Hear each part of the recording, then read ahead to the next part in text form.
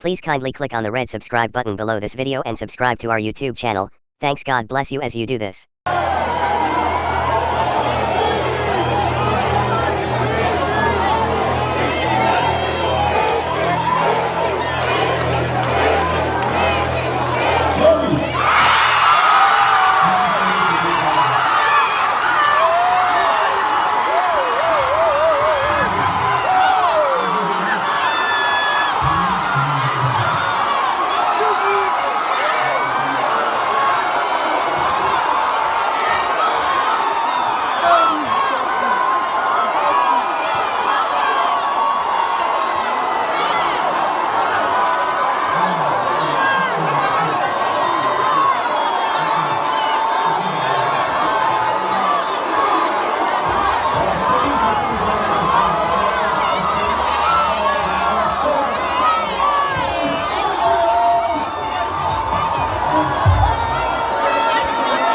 Thank you so much for watching our videos, and importantly, you need to subscribe because we drop videos almost every day. And how to subscribe? There's exactly everything. Go TV, click on it, you see a subscribe button, click on the subscribe button. That's all. And if you have a big show coming up, any event, you can call us.